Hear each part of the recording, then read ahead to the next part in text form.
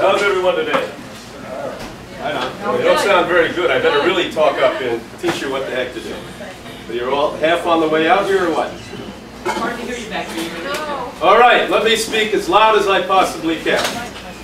Today, we're going to speak about two important subjects. Number one, who here does not want more life force? Okay. Number two, who here does not want longer life? All right, so obviously you're going to be interested in these subjects. Number one, what is life force? Does anyone know that? Come on. What, in Queens, you're not as sharp as they are in Manhattan? Come on. Prana, chi. Prana, chi. That sounds New Age to me. Energy, that sounds a little more New Age. Give it to me in English. Breath. What? Breathing, breath. No. Okay. Let's keep going. They're all good answers. Our essence. Your essence. Who you are. Your spirit. Life force is one spirit. Now, how many of you think that your spirit is large and full and complete? Here, raise your hand. Boy, oh boy, you guys don't like to raise your hand. So, how do we increase the spirit we have in our life, and what is the spirit in our life? Does anyone know that? What a spirit is, yes? Feeling at one with the universe, or that God resides in you. She got it. First right answer. Give the woman a hand. The spirit is when you realize that God is you. God is not outside of you.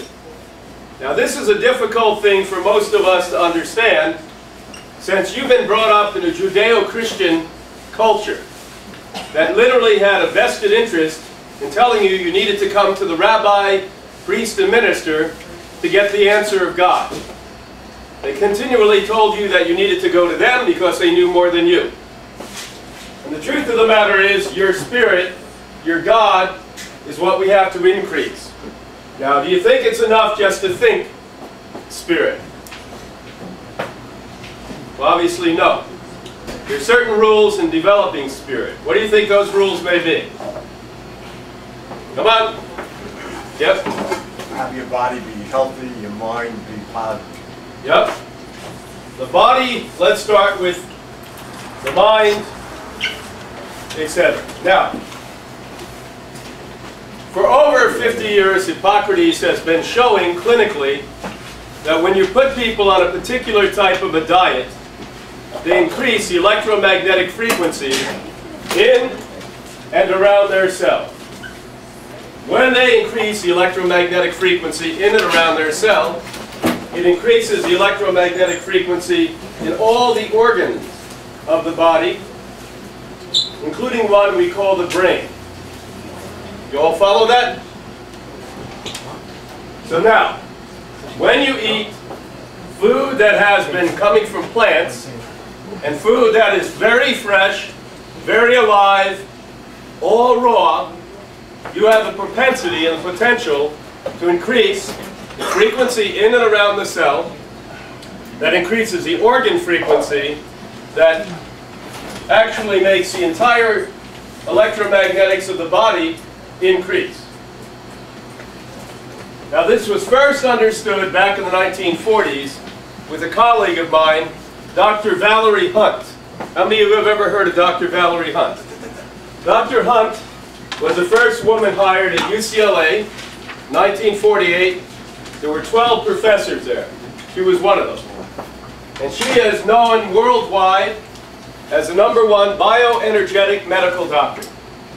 Now what does that mean? Bioenergetics is the new world, the 21st century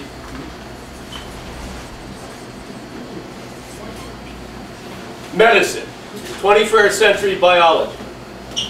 And what we've been thinking about so far is an old paradigm, antiquated ideology. Now let's compare the difference. Everything so far, and today 95% of everything, has to do with what we can sell you. That simple. What we can sell you is protein, What we can sell you is vitamins. What we can sell you is minerals. What we can sell you is fatty acids. There's nothing wrong with all of that, but unfortunately what it does is it only addresses the physiological state of creating the matter of the body. You all follow what I just said there? Meaning the structure of the body. So when you come to a doctor, be it a holistic doctor or be it a mainstream allopathic doctor, all they're really doing in a mono-focused way is looking at the physiology, the anatomy of the human,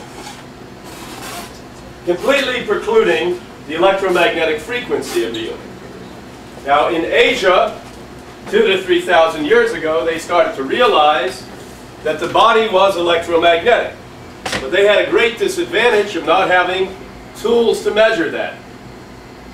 And they, in spite of the fact they didn't have tools, started to do some interesting things with a very little bit that they had to work with. They started to stick needles in one part of your body, and in fact, a needle in another part of your body, and lo and behold, disorder that may have been in the middle of it starts to decrease or be removed.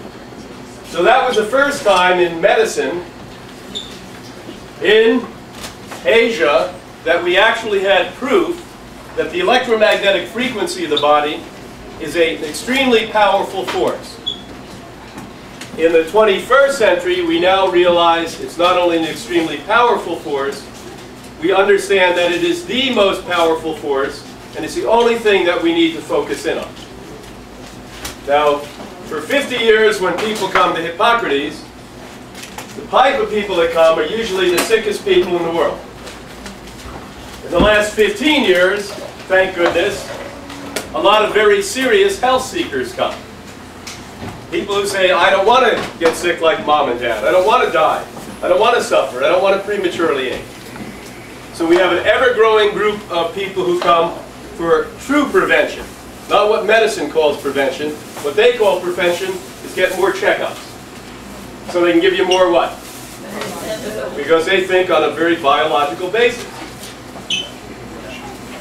So what we have when we have the very sickest people, inevitably their electromagnetic frequency has faded. And the very first day or two that they're there, we measure their electromagnetic frequency through microscopes. And when you look into a microscope, you look at the cells of the body, and the cells of the body need to be glowing, as I pointed out here, and moving separately from one another.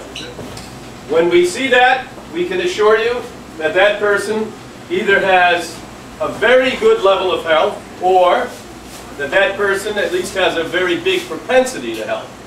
But what we see in the vast majority of cases is we see that there's no glow and there's no movement. That most cells are clumped together in disarray and confused. When cells independently do not have enough energy, they stick together to get the little bit of energy out of one another. Do you follow? Now, let's go back now to Valerie Hunt. Valerie Hunt, over 30 years ago in California, did a very interesting motion picture expose on eating raw food versus eating the typical American diet.